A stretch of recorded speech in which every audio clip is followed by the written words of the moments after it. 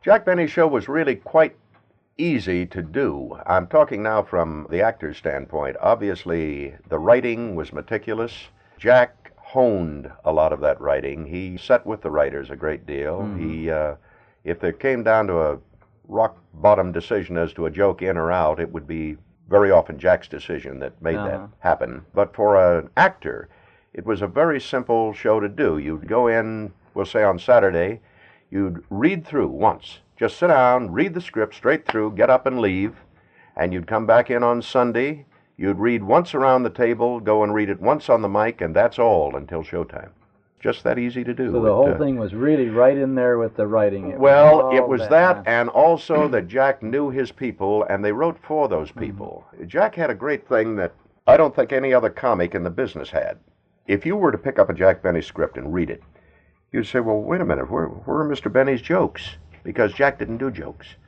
He did looks, he did takes, he fed, really, you, the actor around him. That's the way he conducted his show. The big jokes were in the hands of the people who surrounded him, which was most unusual. And it showed that he had tremendous confidence in himself. He surrounded himself with characters that people expected to hear also. As soon as he said, oh, mister, people said, oh, boy, here it comes. He's going to get it, you know? And if he said, excuse me, and the fellow said, see, he says, oh, boy, here it comes. Now they're going to do that routine. The people were in on it, and I think they enjoyed being in on it. I guess the fact that the show stayed on top all the years that it did proved that. The Jack Benny Program, transcribed and presented by Lucky Strike. Lucky's taste better. Cleaner, fresher, smoother. Lucky's taste better. Cleaner, fresher, smoother. For Lucky Strike means fine tobacco, richer tasting, fine tobacco. In February of 1954, Jack Benny was in the midst of his 6th season on CBS and his 22nd in radio. Don Wilson, friends. After all is said and done, although his TV program was in the midst of its 4th season, his radio show was still airing in the familiar Sunday 7 p.m. Eastern time slot. It had a radio rating of 8.2, second highest on the air. Smoking enjoyment is all a matter of taste. To many, he was simply the most famous comedian alive. February 14, 1954, was Jack Benny's real-life 60th birthday. Of course, he was a man who'd been claiming to be 39 for years.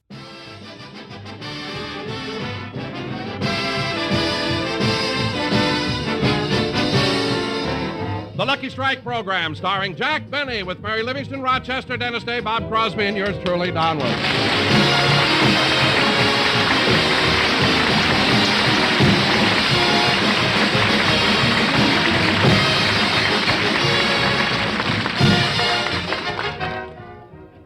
Ladies and gentlemen, today, February 14th, is Valentine's Day. It's also the birthday of the star of our show. So here he is, our own little Valentine, Jack Benny.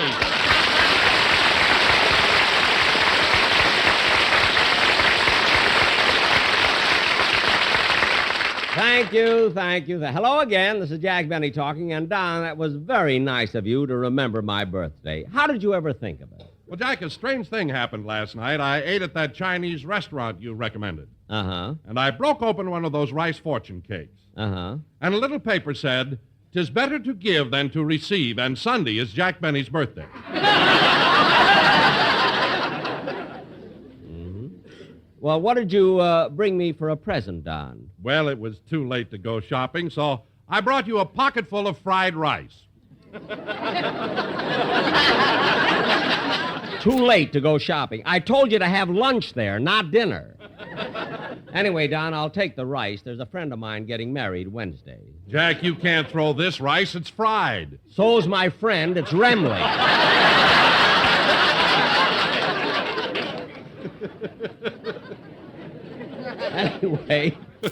Anyway, Don, thanks very much. Well, anyway, Jack, getting back to your birthday, tell me, how does it feel being a year older? Don, I don't know. It seems strange to advance another year, but then on the other hand, there's something exciting about reaching 40. Yes, sir. You know? Jack, you may be 40, but I must say you look much younger. Well, Don, it's nice of you to say that, but let's face it. My age is beginning to show. A little wrinkle here, a gray hair there. Time marches on.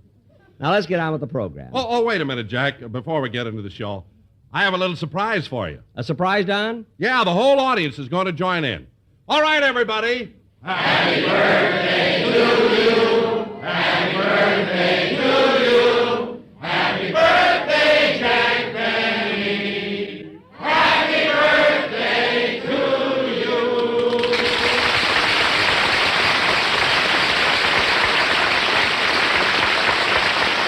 Well, thank you, ladies and gentlemen. Thanks, everybody. Thanks very much. Wasn't that nice, Jack? Yes, very nice, Don, but... But what? Well, I was watching one fellow sitting in the front row, and he didn't sing at all. As a matter of fact, he had a frown on his face. And I'm just curious to know why. Oh, Mister. Me? Yeah, would you mind coming up here on the stage for a minute? Okay. Now, look, Mr. Fink. F-I-N-Q-U-E, Fink.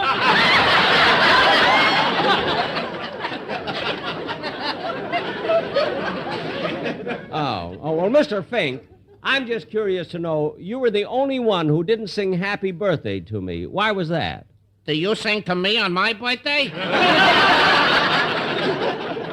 No, but then how can I? I don't even know when your birthday is. It's December the 24th, and all you hear people singing is Jingle Bells, Jingle Bells, Jingle All. Not one word about Fink. Well, that's too bad. Now, look, Mr. Fink. F-I-N-Q-U-E. I know. That's French. Yes. In Paris, it's Finkay.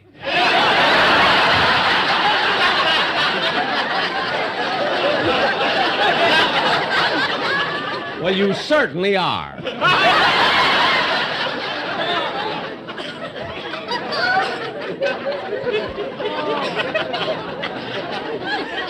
And I don't care what it is. All I want to know is if you've got this chip on your shoulder, why did you come in here in the first place? Who wanted to come in? I was standing in line for the Amos and Andy show. And some guy come over and he told me they was giving away refrigerators in here. Giving away refrigerators? In radio, a program's either got to give you entertainment or a refrigerator. Now, where's my icebox?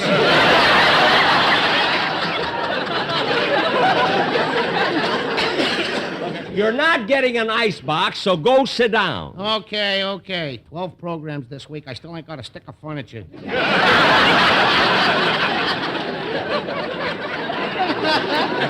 Keep quiet, please, Mr. Fink.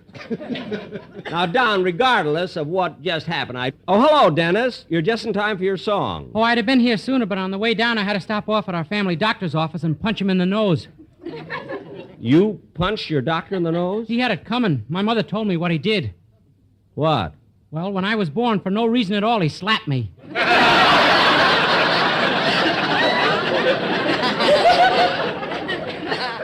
Dennis. And my back was turned, too.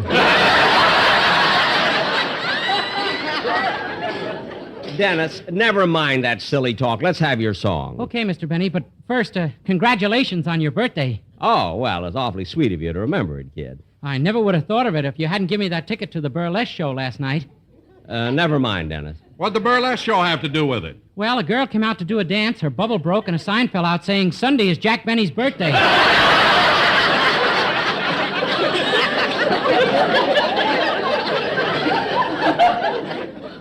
Dennis. You must be popular. What applause you got.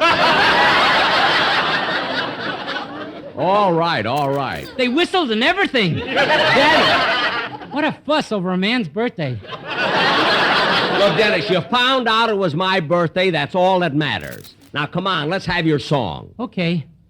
Gee, when I'm 40, I hope I don't look like him. What did you say? Sing, Dennis. You said it.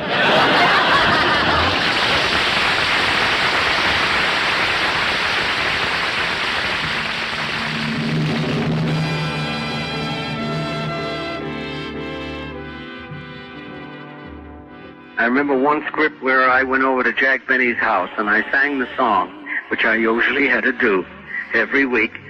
Sing the song I was going to sing on the following Sunday's program.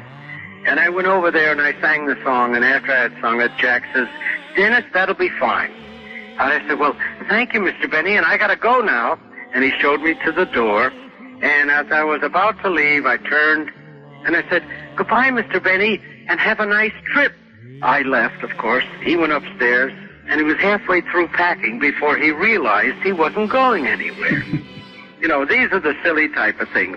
There was another one I remember where in the body of the show, I had done something very frightening to Jack because he had another singer on the program, and I was very jealous, and I was mad.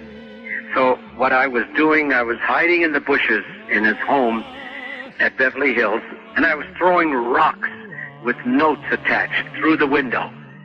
And he would read them, you know, and it'd say, you are next, and this type of thing. You think you can get away with it, but you can't. And all of this. Well, sure enough, I was caught by the police in Beverly Hills. At the end of the show, in the tag, he calls everybody out, and he called me out for a bow, and he said to me, Dennis, what you did to me in the show tonight, frightening me the way you did, gave me an eerie feeling. And when I heard that, I said, what did you say, Mr. Benny?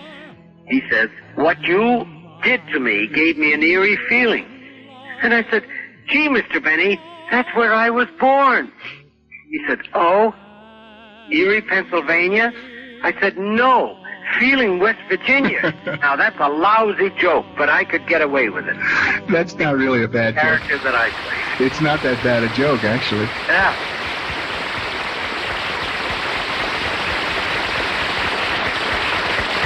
That was Secret Love, sung by Dennis Day. Very good, Dennis. That was wonderful. Congratulations on your birthday.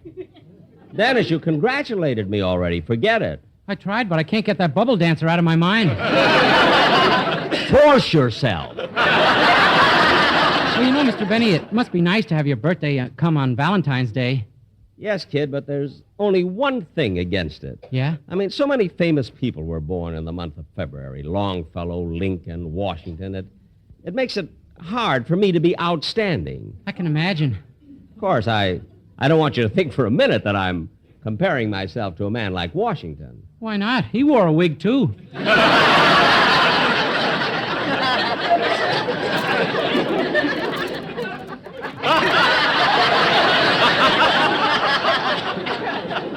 Very clever, very clever. Did you make up that joke yourself, Dennis? Uh-huh. And you like that type of joke? Yeah, I thought it was very funny. Oh, you did? You thought it was funny, huh? Well, excuse me a minute.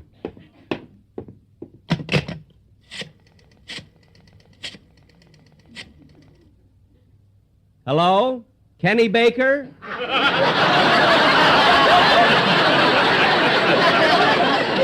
Come home, all is forgiven.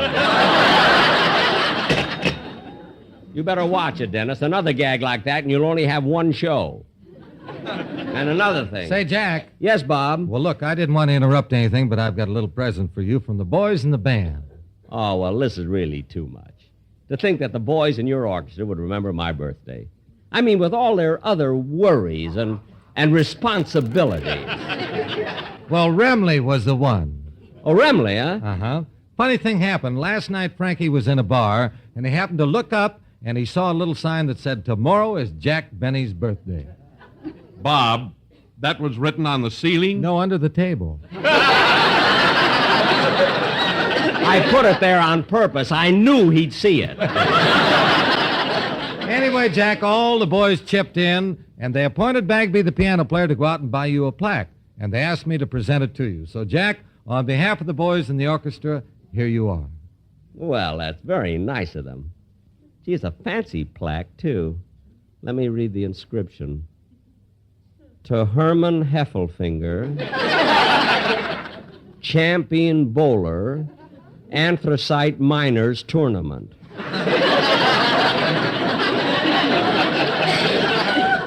Bob, what's the matter with Bagby? I mean, why would he get me a plaque like that? Well, you don't have much choice when you deal with a second story man. Wait, you mean Charlie buys stolen merchandise? Well, sometimes he buys, sometimes he sells.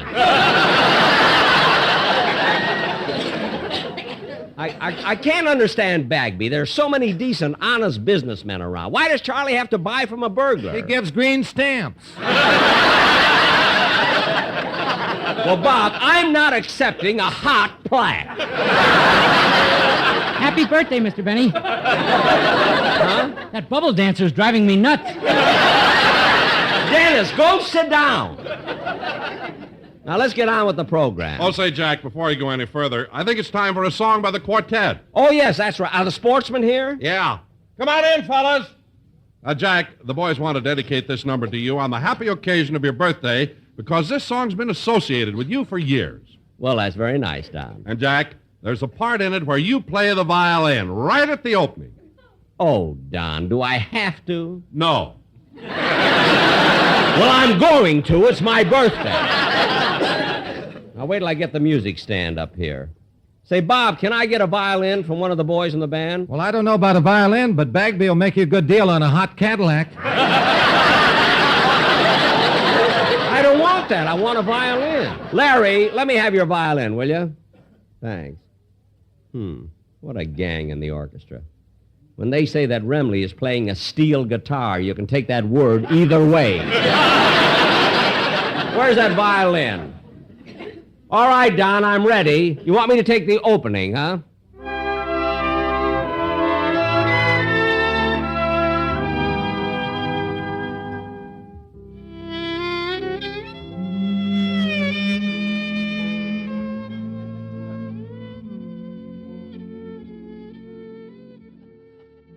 Well, you had insisted on the comedy commercial right from the beginning. Right from the very first show. When you had the sportsmen on the, was it the Lucky Strike program where they came in? That was Jell-O, Lucky Strike, everything, yeah. Well, you wrote most of those, didn't you? Or have a with big my part writers, in it? with my writers, yeah, sure. We wrote every one of them. When we started for Jell-O, the Jell-O commercials saved Jell-O because Jell-O was going out of business almost on account of Knox Gelatin. Was beating Jell-O, beating the hell out. And so they wanted the comedy commercials, figuring that that could be the one thing that would save it. And by golly, it did. We were out for General Foods and Jell-O for 10 years. And Lucky Strike came after that. Lucky Strike sponsored Jack and the Benny Show for 15 years. They were the greatest longevity of any client on the show.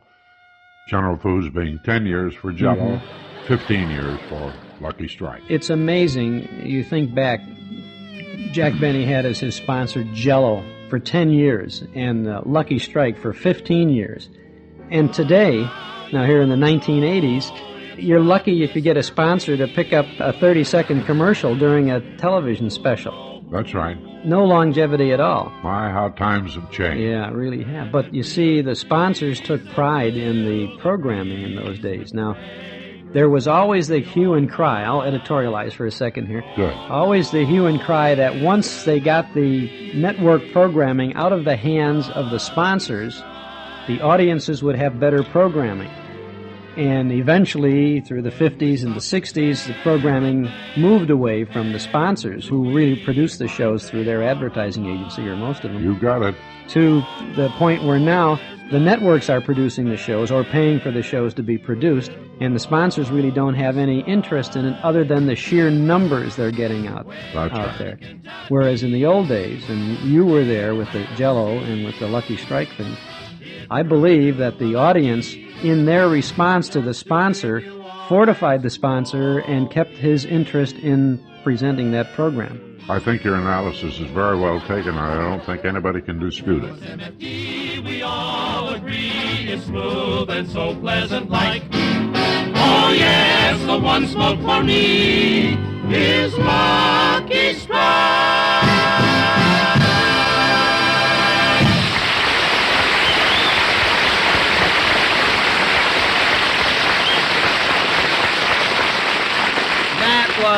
That was really swell, boys. Thanks very much. You know, Don, it was so nice of the quartet. Come in. Telegram for Jack Benny.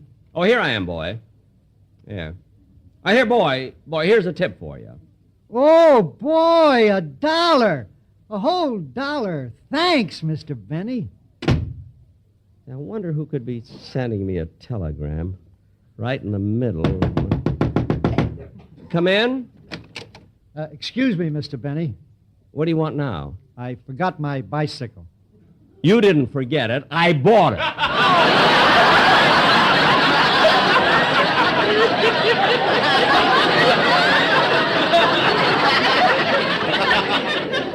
Now, goodbye. I hate when a guy makes a deal and then tries to get out of it.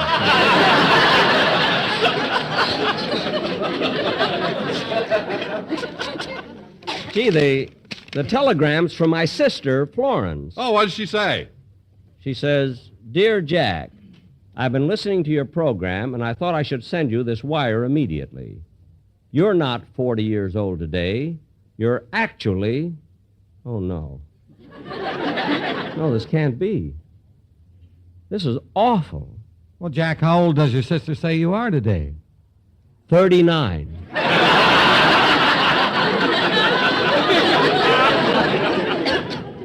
Oh, my goodness, this is embarrassing. But my sister Florence ought to know.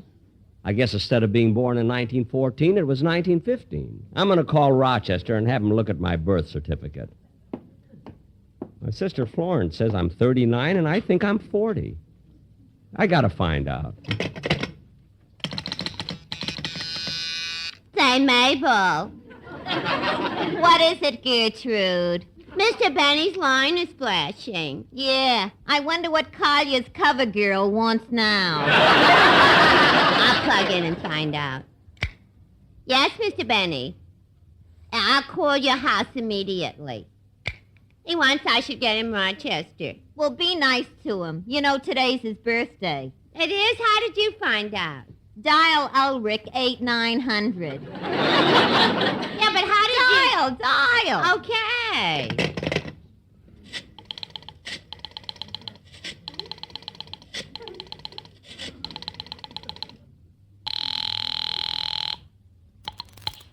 The time is 4:21 and 10 seconds. And today is Jack Benny's birthday. The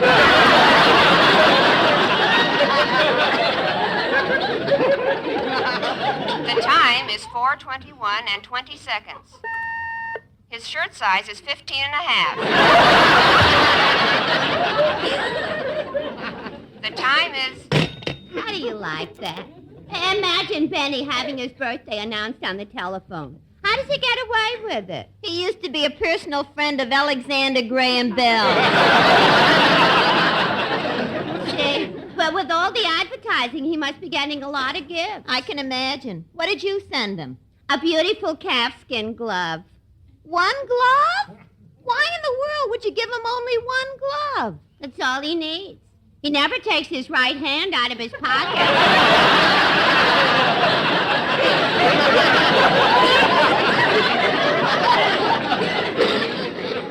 Very true. Say, Gertrude, can you give me a lift home tonight? I guess so. What's wrong? I got another flat tire. See, you've been having more trouble with that motorcycle. Yeah. Operator. Gertrude, get me my home. I'm trying. You know, Rome wasn't built in a day. Well, you ought to know. You helped build it.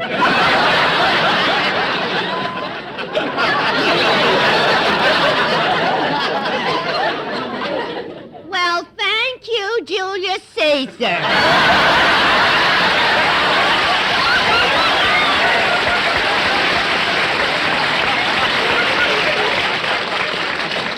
Never mind. Now, please ring my home. Okay, I'm ringing it. Smart aleck, Gertrude. She takes you out for dinner once. She thinks she owns you. Oh, well. Mr. Benny's resident star of stage, radio, television, and silent pictures. Rochester, it's me. Oh, hello, boss. What took you so long to answer the phone? Well, today's your birthday, and I was out in the kitchen finishing your cake. Oh, you baked a cake for me? Yeah, and you ought to see it, boss. Across the top in whipped cream, I wrote, Happy Birthday. Oh, that's nice, Rochester. By the way, how many P's in happy? 2. Uh-oh. Oh, so you'll have to add 1. I gotta take 1 off. I got 3. Well, look, you can do that later. Now, Rochester, here's why I called you. I don't know what to do. I thought today was my 40th birthday, but I just got a wire from my sister, and she says I'm 39. Well, don't argue with her, boss. Grab it. Roger, I gotta be honest with myself. Now, I want you to look at my birth certificate and tell me the date on it. Your birth certificate? Yes, do you know where it is? It's right here on the desk. What's my birth certificate doing on the desk? You got it out the other day when you applied for your old age pension.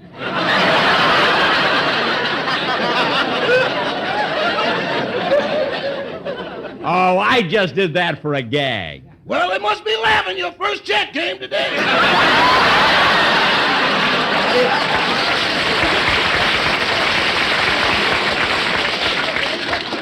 Rochester, stop making things up. Now look at my birth certificate. I'm looking at it. Now in the space where it says date of birth, what's there? A hole. A hole in the paper? Yeah, we erased it once too often.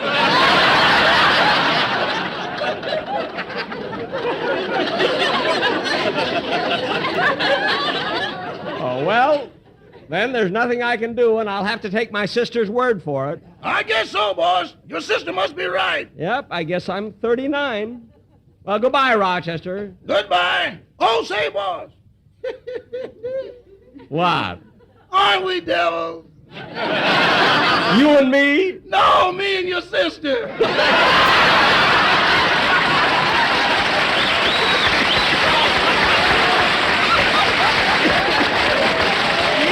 Yeah, goodbye, Rochester.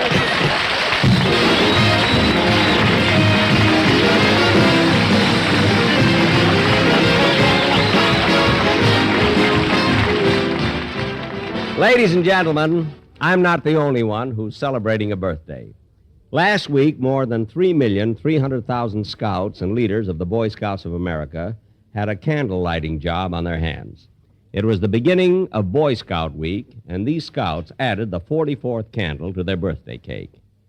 Candles that, through the years, have lighted boyhood's path to manhood, brightening the way with fun and fellowship, guiding boys to a future of good citizenship. And ladies and gentlemen, today's scouts are tomorrow's citizens. Thank you. Jack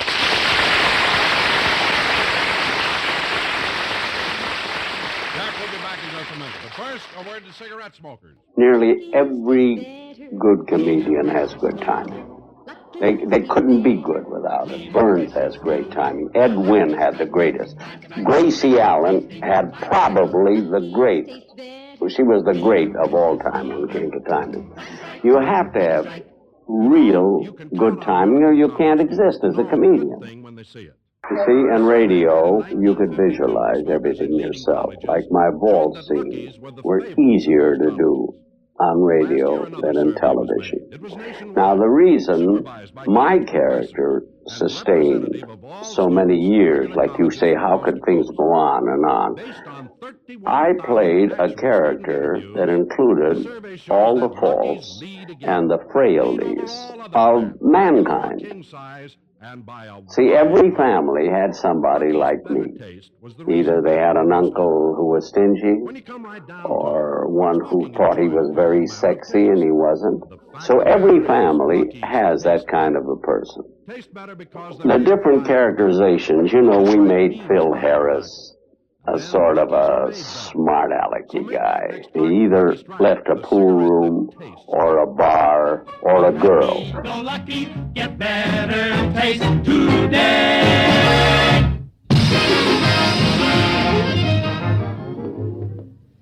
Come on, Don. The car's right around the corner. I'll drive you home. Okay.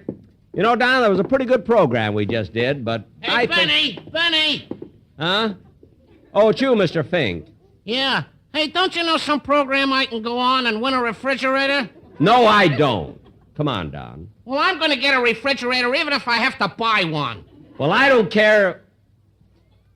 Buy one? Get in the car, Mr. Fink. Good night, folks. The Jack Benny program is written by Sam Perrin, Bill Josefsberg, George Balzer, John Tackerberry, Al Gordon, Hal Goldman, and produced and transcribed by Hilliard Marks. The Jack Benny program is brought to you by Lucky Strike, product of the American Tobacco Company, America's leading manufacturer of cigarettes.